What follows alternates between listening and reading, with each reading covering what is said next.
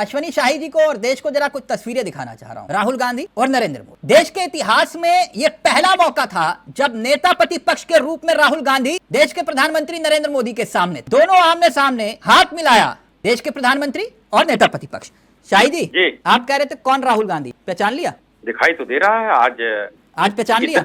इतने वर्षों के बाद पहली बार संवैधानिक पद पर आसीन राहुल गांधी जी को पूरा देश जान आया। आज देखा है, आज देश जान गया, मतलब आप भी जान गए। अभी तक क्या भाई, एक सांसद से मैं तो यही कहता था भाई क्या है, एक सांसद के रूप में। अच्छा, बधाई नहीं देंगे आज नेता प्रतिपक्ष? एकदम मैं बधाई दूंगा, मैं खुले मन से बधाई दूंगा। गांधी परिवार ही उनकी पहचान थी, आज उनकी पहली संवैधानिक पहचान बनी है कि वो संवैधानिक पद पर पहली बार आसीन हुए हैं।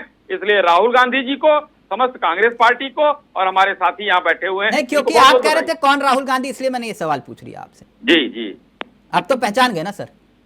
एकदम। आप जो अंधे को भी कुछ दिखा देंगे, हम लोगों के पास तो ईश्वर ने आंखें दी हैं।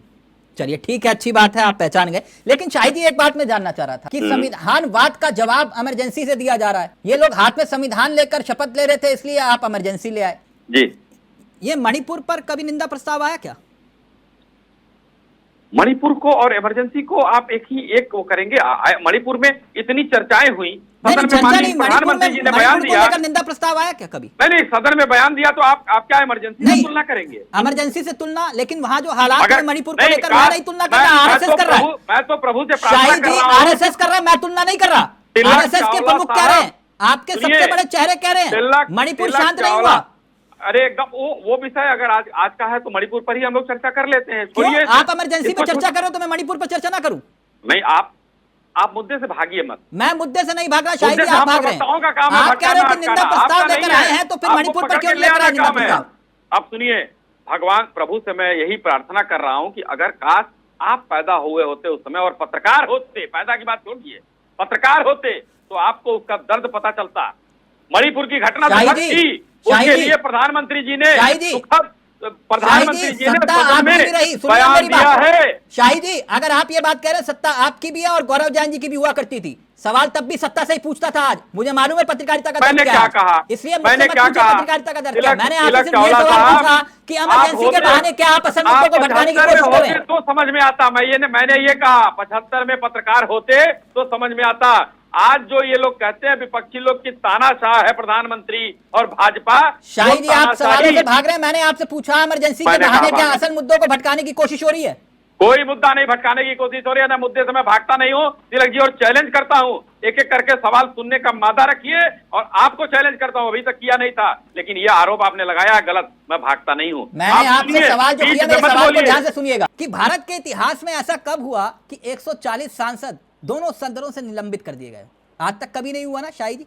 जी, बिना बहस के कई कानून पास हो गए। अगर मैं गलत नहीं हूं तब उस वक्त भारतीय न्याय संहिता कानून को पास कर दिया गया जब संसद में विपक्ष था ही नहीं। भारतीय जनता पार्टी को जनता ने तीसरी बार नावेद जी मजबूती के साथ एनडीए का नेतृत्व करने का मौका दिया है और भारतीय जनता पार्टी को नहीं दिया है। भारतीय जनता पार्टी अभी आपके बीच में बोल रहा था तो आपको मिर्ची लग रही थी, तो थोड़ा धैर्य से सुन लीजिए। यहाँ पर बैठकर बतौलेबाजी करने से काम नहीं चलता है। सर, मेरा सवाल घुमा गए आप शाही जी। मैं सवाल जवाब आ रहा हूँ बीच में, आंकड़ा मैं क्योंकि आपके सामने रखा था कि 17वीं लोकसभा में 115 सांसद निलंबित हुए, इसमें से 100 सांसद अकेले शीतकालीन सत्र में ही निलंबित किए गए थे। जी, मैं आ रहा हूँ सर, मैं आ रहा हूँ। देखिए, सदन नियम और कानून से चलता है, हर नियम पर चर्चा होती है, नियम से चर्चा होती है, मगर इतने सालों के बाद, आजादी के बाद जब से सदन चल रहा है तब से हमने भी नहीं देखा है। कोई हो तो हमको भी जरा ज्ञानवर्धन करिएगा कि मेज पर चढ़ना और बेल में जाकर किताबें फेंकना, कागज फाड़कर उड़ाना, हवाई जहाज उड़ाना। एक मिनट, एक सवाल पूछूं, नाराज तो नहीं होंगे आप शाही जी? शाही जी, आप ये बात कह रहे हो जो दानिश अली को सांप्रदायिक गालियां दी गई थी सदन में और रमेश बघेली पर कोई कार्रवाई हुई थी क्या? सुनिए, इसको विपक्ष हवा बनाए, गालियां दी गई थी, उनको जो है नोटिस दिया गया। शायद आपने उनको राजस्थान में प्रभारी बना के भेजा था, जिम्मेदारी दी। प्रभारी बना के भेजा था, टिकट दिया उनको। अच्छा, टिकट काट दिया आप कह रहे हैं?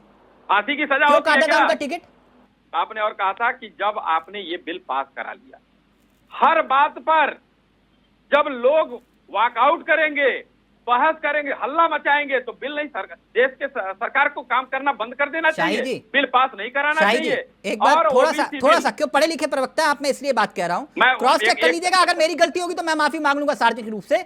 17वीं लोकसभा की बात कर रहा हूं जो अभी बीती है, संसदीय समिति के पास मात्र 16% विधेयक भेजे गए, यानी मतलब यह हुआ कि बिल पास कराने से पहले तमाम दलों के सांसदों ने ना तो उसे जांचा और ना ही परखा।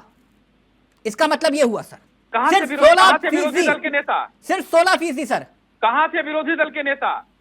सर संसदीय समिति के पास गया ही नहीं, 16% बिल विधेयक गए। एकदम सारे विधेयकों की जानकारी होती है सर, 16% की बात कर रहा हूं सर, आंकड़ा चेक कर लीजिएगा, हो सकता है मैं गलत होऊंगा तो मैं माफी मांग लूंगा। ऑनलाइन होता है सर, ऑनलाइन होता है। हाँ तो सर मैं वही कह रहा हूं ना, देख लीजिए सर।